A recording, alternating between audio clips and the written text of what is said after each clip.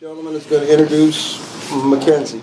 I'm Rick Spilker. I'm an alcoholic. Hey, Rick. By the grace and love of God, brought me these rooms. I got a sponsor and went through the steps and hung around y'all, and I ain't had a drink all day today. That's been happening since July the 5th of '07. I'm very thankful for that. And,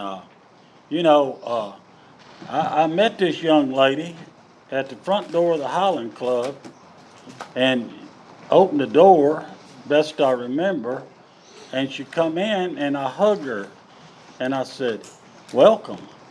And she took me serious. She kept coming back and coming back. And her sponsor is in Florida, so Mackenzie called me and asked me if I would be kind enough to introduce her. It's always an honor to get up in front of a group of people and watch your miracles happen in these rooms that I have many, many people. And Mackenzie's been one of those miracles I got to watch grow in the program Alcoholics Anonymous.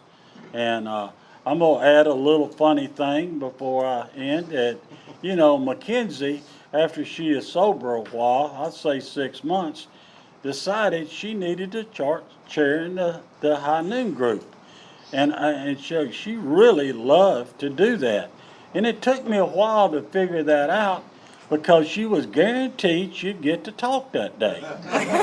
But in that, I'm going to turn it over to Mackenzie. Thank you. Thank you, Rick.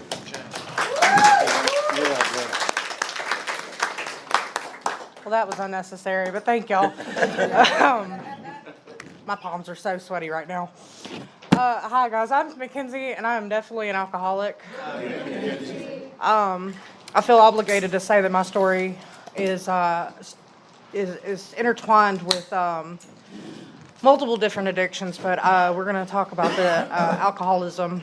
I was born Valentine's Day of 1996 to my mother and father. My dad has 7 kids. My mom has 5. There were 5 living in the house with us. It was a very busy household. We grew up in Houghton, but it didn't take us long before we started bouncing from place to place. And I was really young when my parents decided to get a divorce. And my mom, she found this newfound freedom not being with my dad. He's not a bad guy. He's probably a little controlling, but my mom used to, she's one of us. Some of y'all might know her from these rooms, and my stepdad as well. He's hanging on the wall in the small room of Highland Club. My mom used to have these parties every weekend, without a doubt, where her and Uncle Jason and Aunt Ava, whoever, I still don't know who these people really were. They just were there every weekend, guaranteed to get drunk and play poker with my mom. And they would always bring their 2 sons that were close to mine and my brother's age, and we would hang out until midnight, 1, 2 o'clock, and whenever we passed out on the weekends and watching TV there on the pull-out sofa while everybody was in the dining room right next to us getting drunk. And after all of the kids started falling asleep, I was always that one that just couldn't let go of that the action. I wanted to stay up and see what was going to happen, which often led to me taking drink requests. I was between 9 and 10 when this started, and I learned very early on that if after a couple mixed drinks, if I made them a little bit stronger than what she had taught me how to make them, it wouldn't take but 3 drinks before I could start pouring myself a drink. And by the time I got drunk, they were drunk, and so I just fit right in. And next thing you know, they'd clear me a spot, and they'd teach me how to play poker, and I was included. I felt included. My mom, she being a single mom of 5 kids, didn't have a whole lot of time for the middle child. You had the older brother who was really troubled with mental problems and his own addictions. My sister was 15, just about to have a baby, and then we had 2 that are smaller than me, who young kids just need a lot of attention. So, I was always kind of pushed to the back of that line. And on these weekends, after they would include me, I felt like this was my special time with my mom.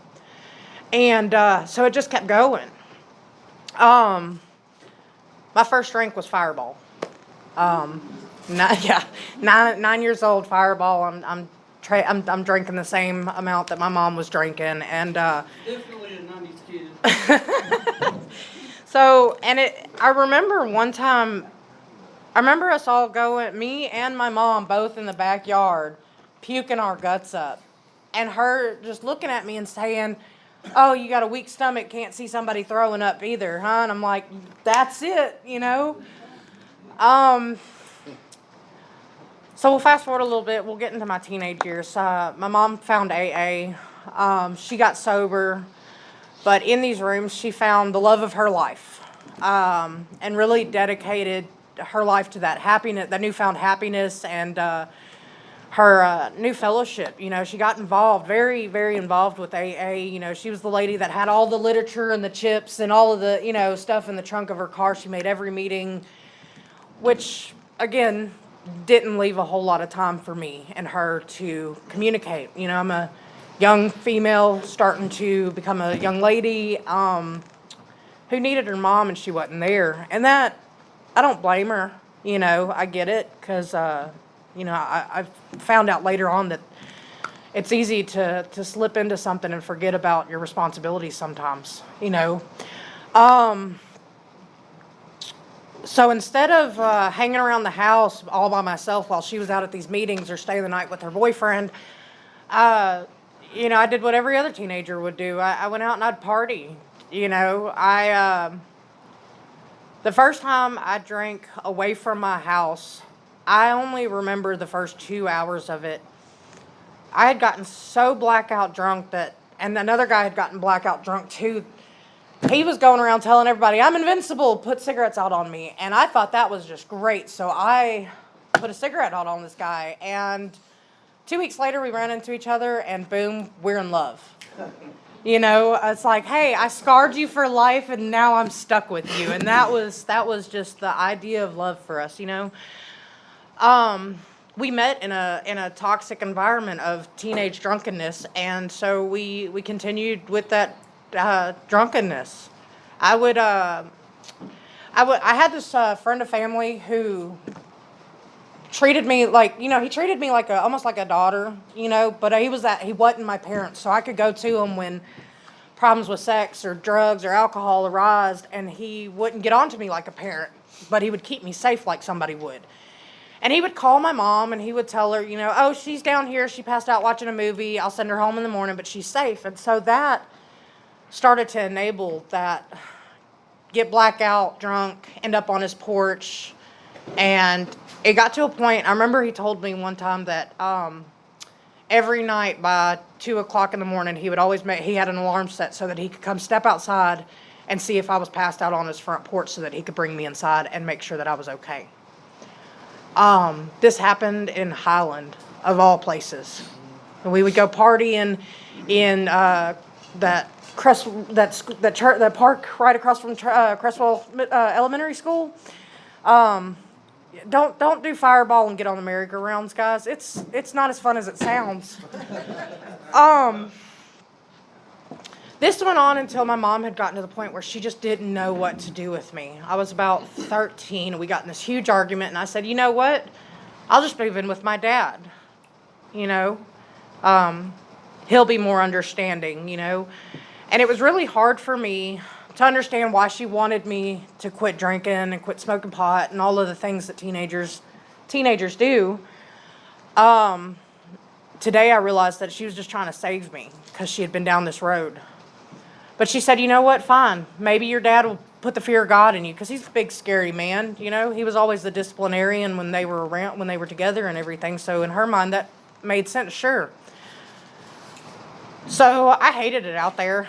I rebelled as much as I could. I fought. It got to the point where he, instead of telling me, "No, you're not going to smoke cigarettes" at 13, he just would leave a pack because it was easier than arguing with me, because I should have been a lawyer. I remember one day I come to him, I had a group of girlfriends with me, and I told him, I said, "Hey, Dad, You were always on me about my grades and everything. I had truancy on my ass real bad when I first came here. I go to school every day. All of my grades are A, B honor roll. We're not arguing like we used to.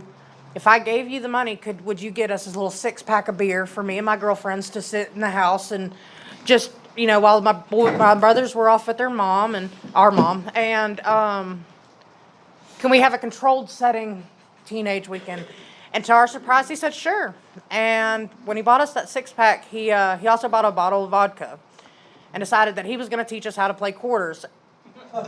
Guys, don't play quarters with my dad. That man does not drink, but he can play quarters, okay? He did not put his lips to that bottle not one time, but we finished that bottle in 20 minutes. That man can play quarters. So we're all, hung over the next day, hating life, but this became a routine for us. My brothers would go off to my mom's on the weekends, and my dad would pick us up a case of beer, or a 6-pack of beer and a bottle of vodka, and we would play. Well, fast forward, I was 15. 15 years old, I was at this, I guess you'd call it like a rave or EDM party or something, with lots of lights, lots of loud music and everything. And I met this guy, fell in love. It's really silly. All he asked me was, what was it going to take to steal your heart? Oh my gosh, you got it. There it is, you corny. I love corny. So I brought this 25-year-old man home. And I said, Dad, I really like this guy. Can I date him?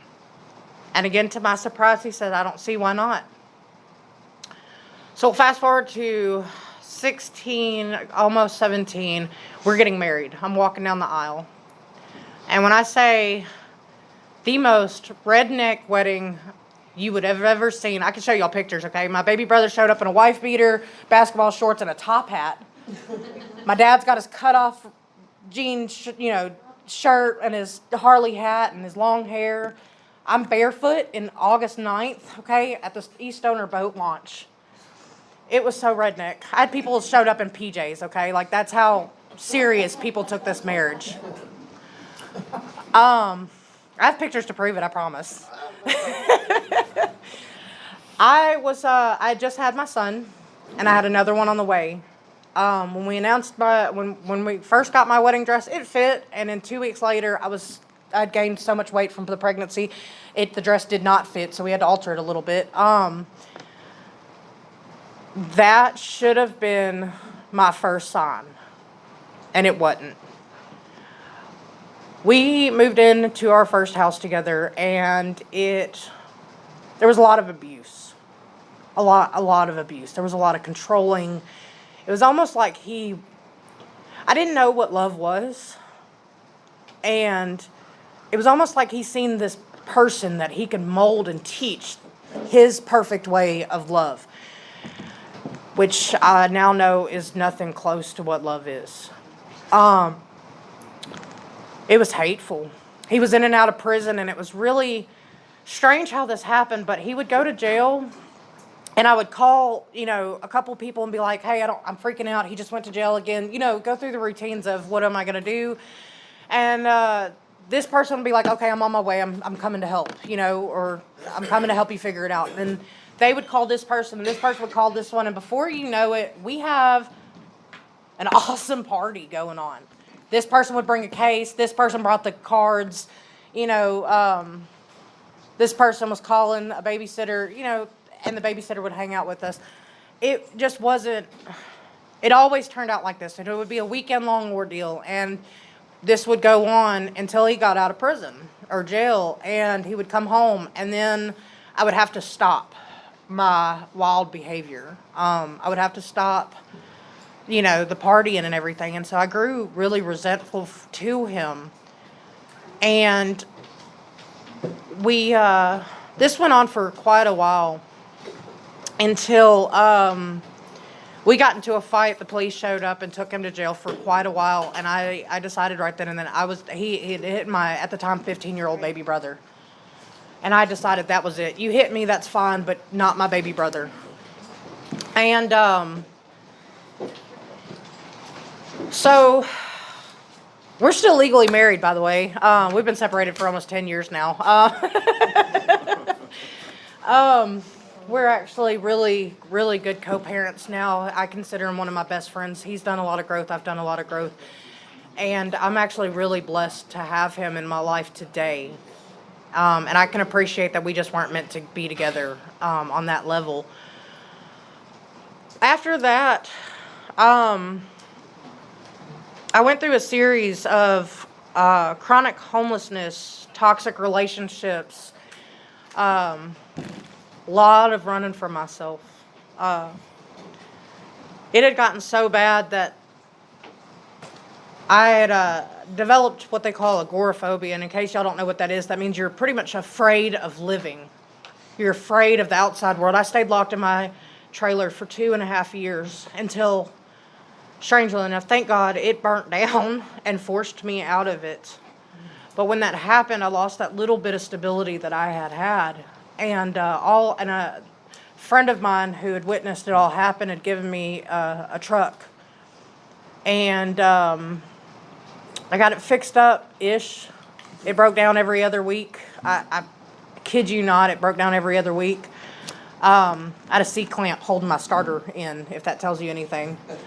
I lived either in my truck or at a very dear friend. I mean, he is very dear to my heart. He is the closest thing to a grandfather figure that I've ever had. I love him dearly, but he is in his own bits of active addiction and very much an alcoholic.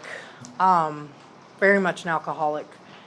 But he had always kept his door open and available to me. And to this day, I know if I ever needed a couch to sleep on, he would open that. I still have a key to his house. He shows up and goes to grandparents' day with my children, something my own father and mother don't do. When you live with somebody like that, though, and somebody who just doesn't know how to say no to all the riffraff and lets everybody just kind of come in and have their way, things get chaotic.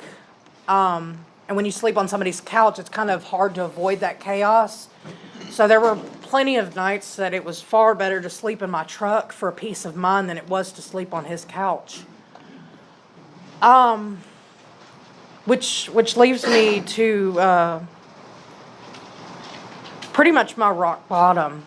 I'd found a man that we were really toxic in and out of our relationship with. And most of it was the drugs and the alcohol and the distrust and everything. And he went to prison. And I was lost. And I remember one night, I don't know if y'all know this, but the boat launch down on Cross Lake, if you go there early in the mornings, at 3 o'clock every night, the police come and run everybody off from that parking lot.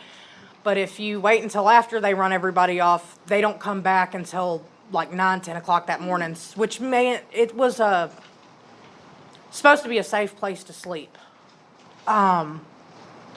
So you just got to hold off until 3 o'clock, and then you don't have to worry about the cops running you off. And that was a go-to spot for me until I woke up one night to some guy beating on my window until it busted.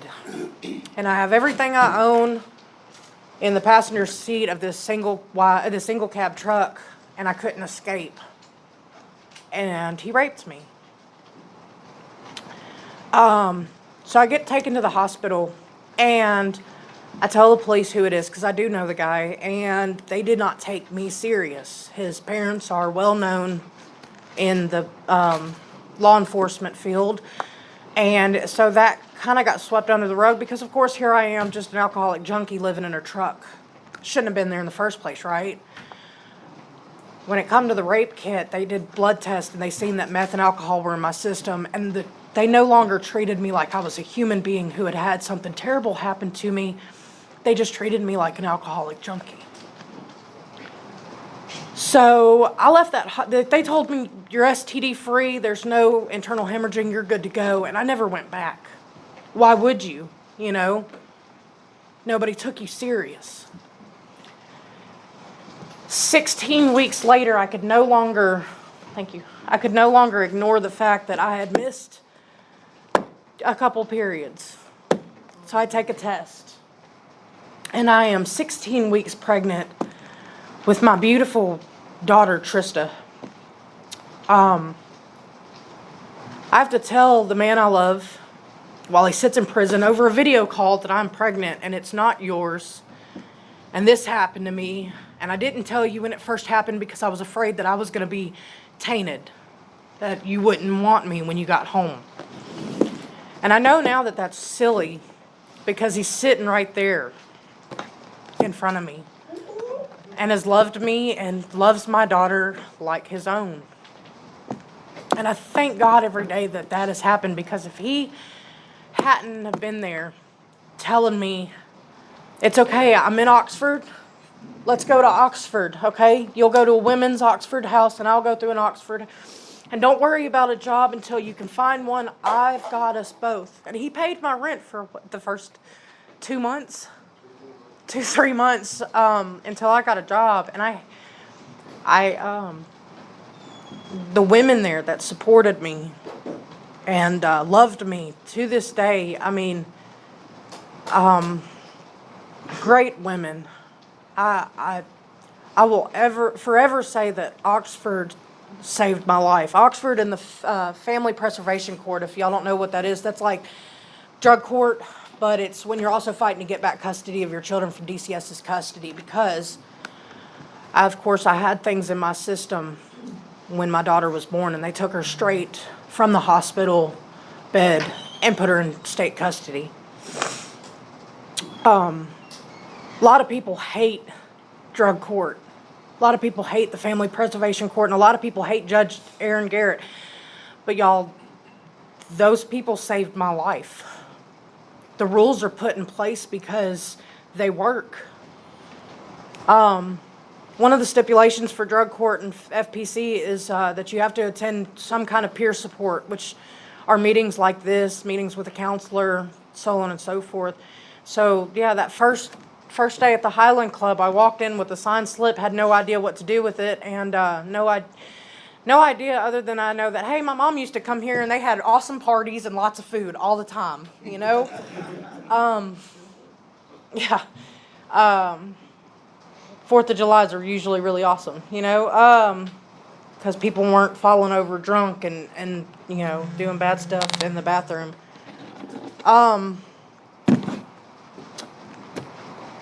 It was a daily occurrence in my life for me to tell you. If you ask me on a regular day how I was doing, my response would be, I'm not quite me today, but I'm a lot more me than I was yesterday. And hopefully I'll be a lot more me than I was tomorrow.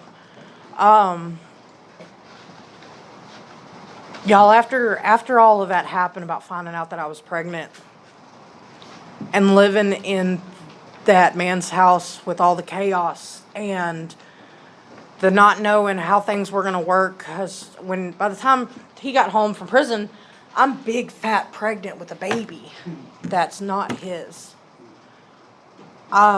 Truth be told, I'm not even 100% sure until the day I laid eyes on her if I was going to keep her or if I was going to give her up. Because how do you look in the eyes of somebody who might be the eyes of somebody who hurts you? And when I laid eyes on her for the first time, that little beautiful sweet baby, that was it. I knew I had to fight. I couldn't give up on her, you know. I couldn't give up on myself, because if God seen fit to give somebody so low and so bad this innocent little life, then maybe I was redeemable. Maybe I was worth loving. Because y'all, when that little girl looked up at me, there was nothing but love and joy in her face when she laid eyes on me.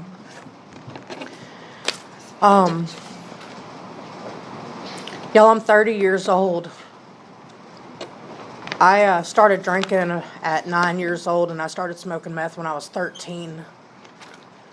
Over half of my life And I don't care if you're 2 years old, 200 years old, half of your life is a long time to not remember most of it, to not be who you're supposed to be.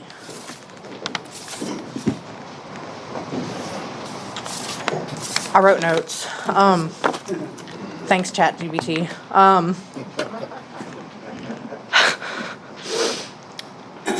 Y'all, when I first started sobriety, my path of sobriety, I took like 18 mental health pills a day for depression, my agoraphobia, my very high anxiety. It was insane.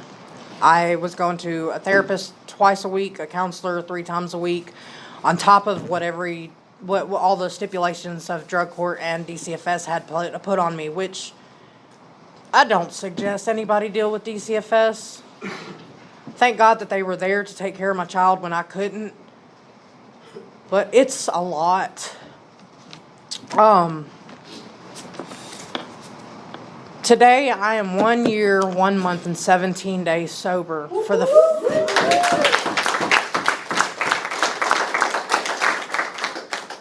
the first time in all of my adult life, and the first time in over half of my life. Y'all, it was so bad that my dad would come to me on a regular basis and tell me how proud he was that I'm no longer messing up. And I would be either higher than I'd ever been or drunker than I'd ever been as he's telling me good job for being sober. That's how normal it was. They didn't know anything other than normalcy. You know, that was my normal to them. That was me doing good. Y'all, when I started putting on weight, I went through a bunch of my old clothes. I've got an 11-year-old daughter at the house. Okay, and she's a pretty tiny thing. My clothes before sobriety fit her today. And I'm a proud 215 pounds today, okay? I'm healthy, okay? I'm healthy. If she ain't 280, she ain't a lady. And, y'all, I graduate from Family Preservation Court on Monday. I just completed my last check-in.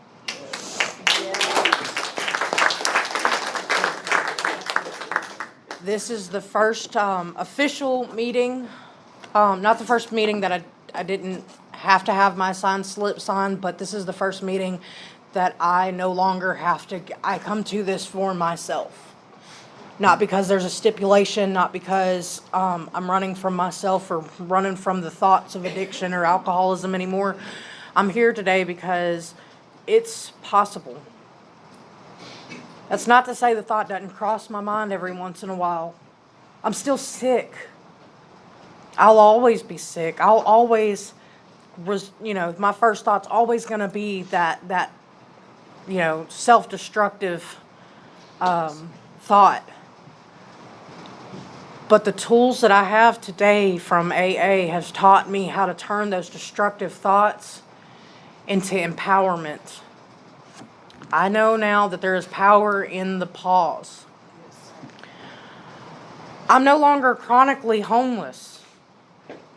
I spent 8 months in sober living, and then me and my husband over there got put into a place 2-3 days before New Year's Eve, and we're still in that same place, y'all. I haven't had... All of my belongings are no longer in a bag, in a box, in the back of my truck or in the toolbox. I have a kitchen that I get to cook in. I have dirty dishes in my sink. I have full custody of my daughter. I want to play y'all something because my older daughter sent it to me, and it's beautiful because this is the support I have from the people that love me the most. I love you, Mama. You're gonna do great. I'm proud of you. Love you.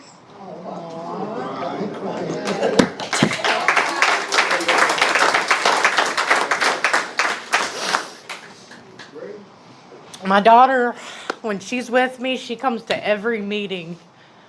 She wanted to come to this one, but I didn't want to be withheld because there's a lot of things that she just doesn't need to know. I have all 6 of my children in contact with me and my fiance today. I have 3, he has 3, but together we have 6. And that, I remember a time when none of them spoke to us. Hell, I got my son, my oldest son is living with us. I can't get rid of my oldest daughter. My youngest daughter is very much a Velcro child. If you don't know what that means she stays attached to me. And I was so scared that with her being gone for the year that she was, as young as she was, that she wasn't going to grow an attachment to me. I can't get this thing off of me. She does not want to sleep in her own bed. And when she does sleep in the bed with me, she is literally right here above my head. And y'all, I wouldn't change it for the world. My truck doesn't break down every other week. For anybody who's struggling right now with the curiosity as if peace is going to find your heart, I'll tell you that I had no idea that a peace like this existed, let alone that I could deserve it. I have it now. My house is so chaotic right now, but it's all the chaos that I've always wanted. I have birthday parties and barbecues where so many people show up, and it's all the right kind of people. I can leave my jewelry on the nightstand and not worry about if it's going to be there when they leave. I have folks like y'all that call me on a regular basis if y'all don't see my face and ask me if I'm doing okay. My magic happened a lot when I worked the 4th and the 8th step. Those were the changing, the mind-boggling. And I heard something not too long ago, and it made me think about the 4th step. And I would like to share it with y'all because it really impacted me. Does anybody know how much this can right here weighs? Any guess? 0.2 ounces. It doesn't matter how much this can weighs. Because if I hold this can for 5 minutes, I'm fine. I can hold it for 5 minutes. If I hold it for 2 hours, this can, my arm, is going to be very heavy and very tired. If I hold this can all day, my arm's going to go numb and I'm not going to be able to function correctly. The same thing applies to your pain and the things that you're holding on to emotionally and spiritually. When I worked that 4th step, for the first time in 15 years, I got to put that can down and let go. I got to put all of my troubles, all of my worries into a higher power that I thought for a long time had abandoned me.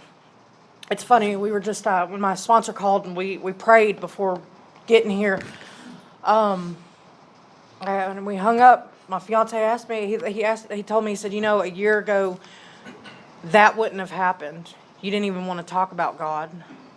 Today, you're on the phone praying with people. I say the serenity prayer on a regular basis because it helps. I say that 3rd step, that 7th step on a regular basis. I make my meetings on a regular basis. My life is happy today. And on the hard days, on the good days, I come to places like this and I talk with you people because if you don't know the answer, somebody else is. And if nobody at that meeting has an answer, they're going to get on the phone and call somebody who will. Or they're going to work with you and talk to you to help you figure it out on your own.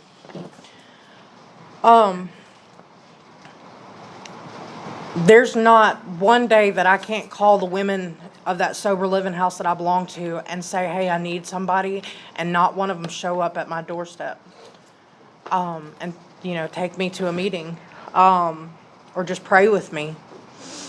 I've had the beautiful honor of being a part of the start of an all-women's meeting on Thursday nights at St. Luke's. I'm going to do a little promoting.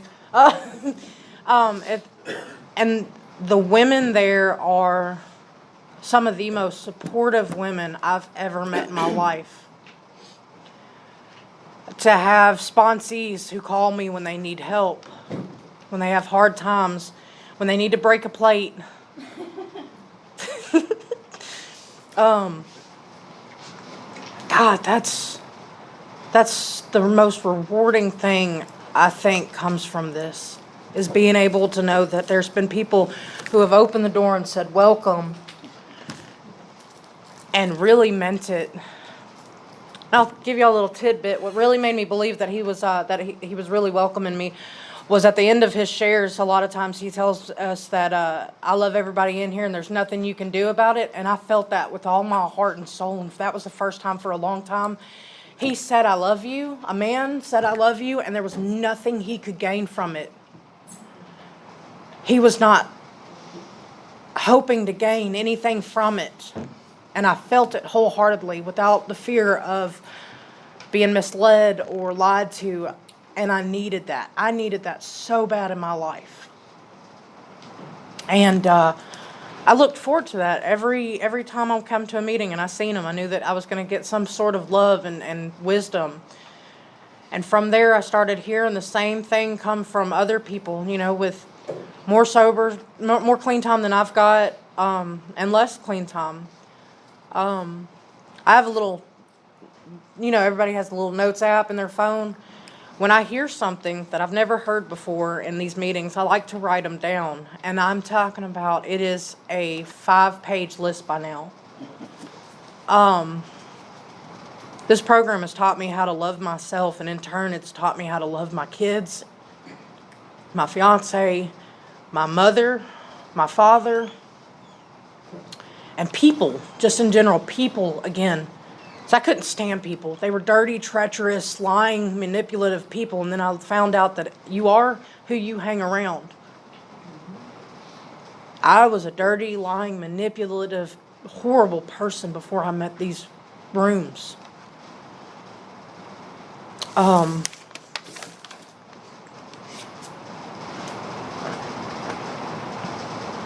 When you learn to let go and let God, and that is a constant thing I have to remind myself, is to let go and let God. It also comes with a constant peace in your heart. Because God, my life was hell.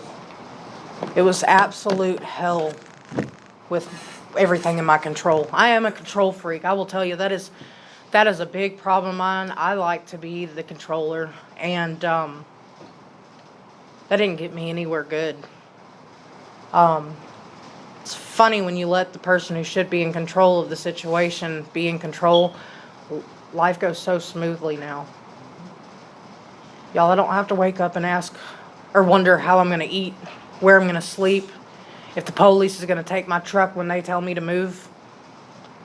I don't have to worry about, getting underway and not having anybody there. And I'll tell y'all, the first time I felt God, and I don't even know if I've told my fiance this or not, but I was in an East Stoner boat launch. I just found out the sex of my baby. So we're gonna have a little girl, and I had nobody to call. I had nobody to share that information with. And I didn't want to go back to that house of chaos because I knew that I was gonna fall on it. And so I just went to East Stoner boat launch and I sat there, and I had possession of a pistol because, when you sleep on the streets, you need to protect yourself, especially after what had happened. And I had no idea when I bought that gun that I was going to be the person I needed to be protected from with it. I remember sitting in that truck crying harder than I've ever cried before in my life. Not sure what I was going to do or not. And I spoke to God for the first time in probably 10 years. And I said, God, if I'm supposed to stick around, I need you to show me that I'm supposed to be here. And right at that moment, this old man walked up. Never met him before, had no clue who he was. He was you could smell the alcohol and the homelessness on him when he tapped on my window. And of course, I'm smoking a cigarette, so the window's cracked. And he said, "Hey, you in there?" You know, and I looked, and I've got my hand on the gun, and I'm like, "Can I help you?" And he says, "Yeah, whatever you're going through, it's going to be okay." What? Who the hell are you? You know, you don't know me. And he says, "Ma'am, God told me to come and tell you that everything's going to be okay." And normally when some crazy person comes up and taps on your window and starts talking to you, you don't open the door and bear hug him. God comes in many, many forms. God come to me that night as an old crippled black man reeking of alcohol and homelessness, and told me to throw that gun away.